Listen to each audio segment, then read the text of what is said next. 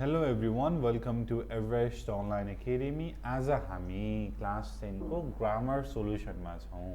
यो भिडियो चाहिँ हाम्रो सेट 3 मा पुगेको छ। यो भन्दा अगाडिको भिडियोजहरुमा हामीले सबै अगाडि सेट 2, सेट 1 अनि 2018 को पनि ग्रामर सोल्युसन गरेका छौं। त्यो हेर्नु होला है त। Okay, let's get started. Number 1A. Nobody left him a tip. भनेर कसैले उसलाई टिप छोडेन, दिएन भनेर छ। अब क्वेशन ट्याग बनाउनु पर्यो। अब nobody भन्ने छ। अब nobody को pronoun के चाहिँ हुन्छ त? they भनेर हुन्छ। यो कुन टेन्समा छ? verb 2 छ। that's why did. so didn't they भनेर भन्ने हो। होइन। किन होइन भन्दाखेरि यो नेगेटिभ स्टेटमेन्ट भयो। अब हामीलाई पोजिटिभ ट्याग चाहियो। that's why nobody left him a tip. did they भनेर भन्नु पर्यो। झुक्किनु भएन है त। Okay, next one. His teacher knows what to do. उसको टिचरलाई के गर्ने भन्ने थाहा छ। उसको टिचरलाई के गर्ने भन्ने थाहा छैन भनेर भन्नु पर्यो। His teacher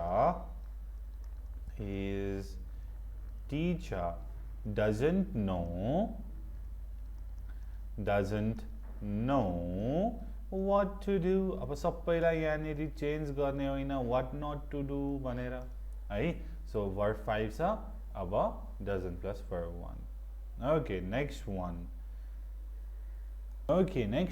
They had to irrigate the field again to negative. अब यहाँ यो had कुन फर्ममा आएको छ त? एक्जुलरी को फर्ममा छ कि मेन वर्ब को फर्ममा छ त? यो मेन वर्ब को फर्ममा छ V2 भनेपछि didn't plus verb 1.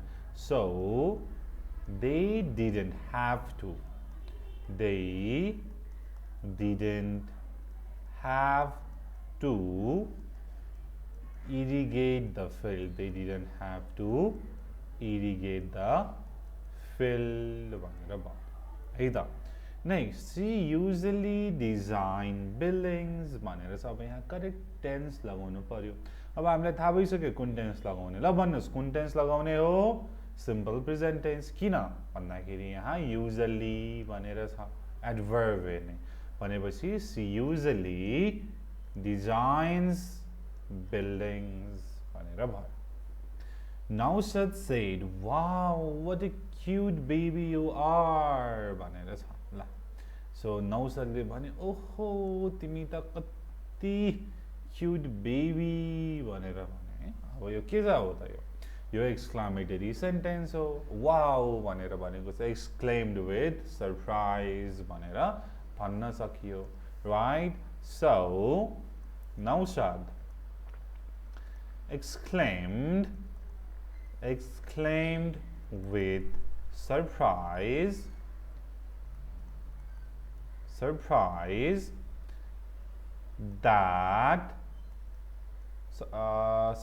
that what a cute baby I was. What a cute baby I was. अब he was, she was भने पनि हुन्छ। यहाँ you भनेर छ। अब डाइरेक्टली मलाई भनेको भन्ने हुन्छ। सो I was भनेर भयो है। So now should exclaim with surprise that what a cute baby I was. Okay, did they eat anything? Into passive भनेर छ। अब anything भनेर छ, यसलाई सब्जेक्टमा लगाउँ। सो सिंगुलर है। So was anything eaten by them? Was anything eaten by them भनेर भयो।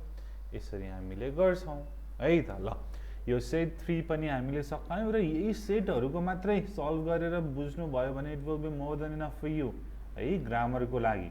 ओके गाइज, हामीले सबै सेटहरु पास्ट क्वेशन सल्भ गरेका छौं। Go and please go and watch those videos and I will see you in the next one and keep learning and subscribe to Everest Online Academy. Thank you.